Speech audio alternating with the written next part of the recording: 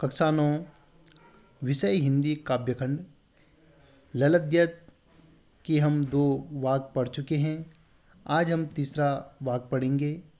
पहले वाक्य में ललद्यत ने ईश्वर प्राप्ति के लिए किए जाने वाले अपने प्रयासों की व्यर्थता की चर्चा की है तथा दूसरे में बाह्य आडंबरों का विरोध करते हुए यह कहा गया है कि अंतःकरण से संभावी होने पर ही मनुष्य की चेतना व्यापक हो सकती है। तीसरा वाक्य, आई सीधी राह से गई न सीधी राह, सुषुम सेतु पर खड़ी थी बीत गया दिन आह, जेब टटोली कौड़ी न पाई, माझी को दूं क्या उतराई।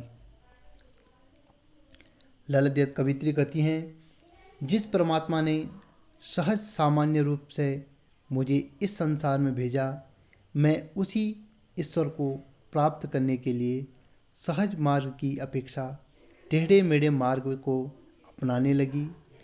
कई तरह के तंत्र साधनों के सहारे सुषुम्ना नाड़ी को जागृत कर परमात्मा को प्राप्त करने के भ्रम में मैंने संपूर्ण जीवन बिता दिया। अंततः जब संसार रूपी सागर से उतरने यानी किनारे पर पहुंचने का समय आया, तब मैंने अपनी जेब टटोली तो ईश्वर रूपी माझी या नाविक को देने के लिए मेरे पास कुछ नहीं था। मैं भूल गई कि ईश्वर को दिखावा, आडंबर नहीं बल्कि भक्ति की सहज भावना, उसका प्रेम चाहिए। इस अर्थ में मेरा जीवन निरर्थक रहा, क्योंकि जीवन के अंत में ईश्वर को अर्पित करने के लिए मेरे पास कुछ भी नहीं था। थल थल में बसता है शिव ही, भेद न कर क्या हिंदू मुसलमान, ज्ञानी है तो स्वयं को जान, वही है साहिब सह पहचान।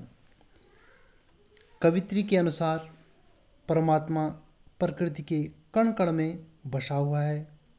ईश्वर तत्व मनुष्य में जीवन तत्व के रूप में विद्यमान है, परंतु भिन्न भिन्न धार्मिक मान्यताएं हिंदू मुसलमान के ईश्वर में अंतर करती हैं।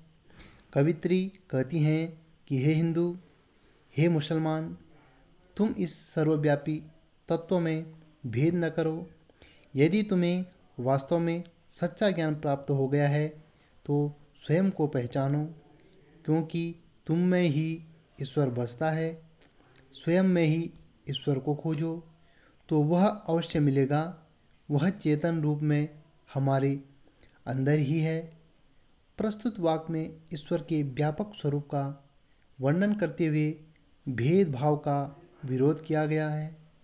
साथ ही यह भी बताने का प्रयास किया गया है कि मनुष्य उसे स्वयं पहचान नहीं पाता।